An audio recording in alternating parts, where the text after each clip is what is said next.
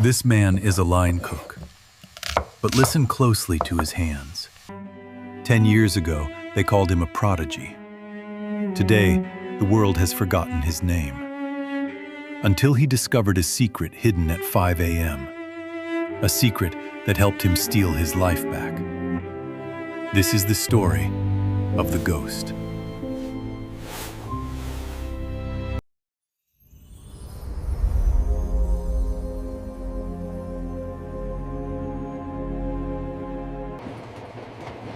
Meet Julian. If you passed him on the subway in Chicago, you wouldn't look twice. A stained hoodie, rough hands like sandpaper, smelling of bleach and frying oil. Julian is 34. His eyes look 50. By day, he works in a chaotic diner. Order up. Table 6 needs fries. Move it. He moves with the desperate speed of survival.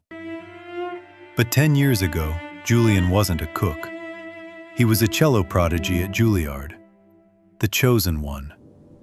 His professors said his hands were insured by God. So why is a genius flipping burgers? Because in America, tragedy has a price tag. At 24, his mother was diagnosed with stage 4 cancer. The insurance denied coverage. The bills piled up like an avalanche. Julian made a choice. He dropped out, took the first job that paid cash, sold his cello case to pay for chemo. He told himself, "It's temporary, I'll go back." But then his mother died. Julian was left with $150,000 in medical debt and a hole in his chest. He tried to play again, but hands stiff from chopping onions 14 hours a day wouldn't obey. One wrong note, then another. The perfectionist inside him screamed, so he locked the music away. It felt less painful to be a hard-working nobody than a failed artist. And slowly, over 10 years, the cook ate the musician.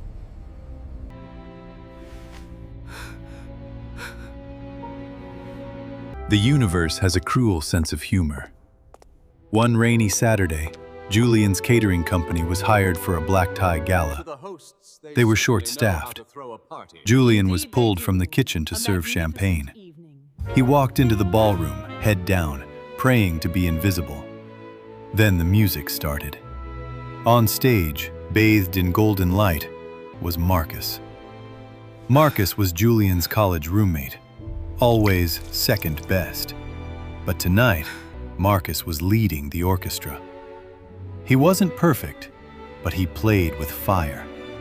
The crowd erupted.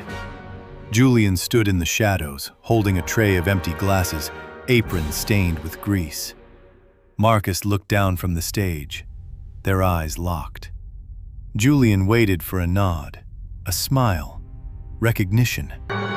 But Marcus looked through him. He didn't see a prodigy. He didn't see a friend. He just saw the help. Julian fled to the back alley and collapsed beside the dumpsters. Not from jealousy, but from a realization that crushed him. Marcus didn't win because he was better. He won because he didn't quit when it got ugly. Julian quit because he was too proud to be imperfect.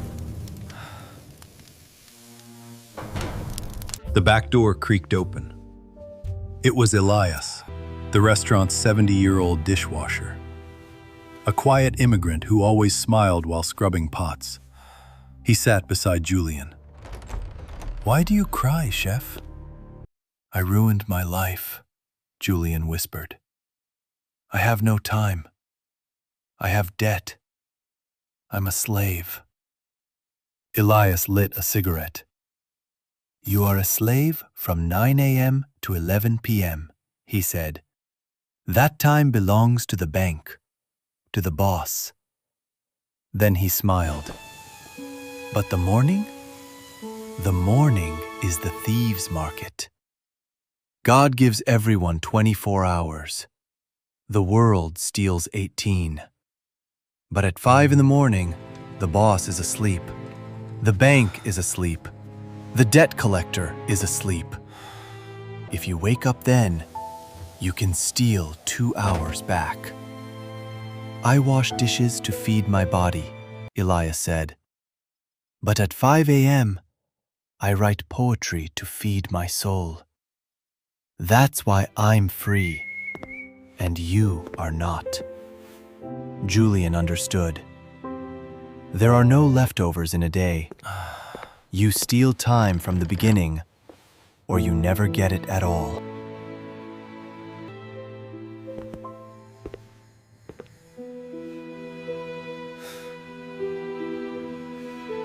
That night, Julian barely slept, but he set his alarm, 5 a.m. The alarm screamed. His body begged to quit. He submerged his hands in ice water. Cold shock. The pain told his brain, we are not negotiating. He opened the closet. Dust filled the air as he pulled out his old cello. The case creaked like a coffin. He didn't play Bach. He played open strings, long, ugly notes. It sounded awful. His ego screamed, "You used to be a genius. This is garbage." But he remembered Marcus. "I am allowed to be bad," he whispered. "I am not allowed to be absent." He played for 1 hour. For that hour, the debt disappeared. He was a musician again. Julian did this for 100 days. He didn't quit his job. He needed the money, but the ghost was gone. On day 101, during a short break, he played in the alley behind the diner. A song written at 5 a.m. A waitress filmed it and posted, "The cellist of the alley." The next morning, Julian woke up to 2 million views. People didn't care about perfection. They heard his soul. 3 weeks later, an email arrived. A small studio needed a session musician. They wanted something raw. The pay was $300. Julian cried holding that check. 6 months later, he handed in his apron. He isn't famous. He isn't rich. He still has debt. But he teaches cello in the mornings, plays gigs at night. He is no longer a ghost. He is a man who stole his life back. Most people will close this video and sleep, letting the world steal another day. Don't be them. We are building a community of thieves. If you're ready, don't just watch. Commit. Comment, "I claim 5 a.m." and tell me what you will steal back tomorrow. Is it your art? Your health? I will pin the most inspiring promise to the top. Because discipline weighs ounces, but regret weighs tons. I'll see you in the comments. I'll see you in the morning.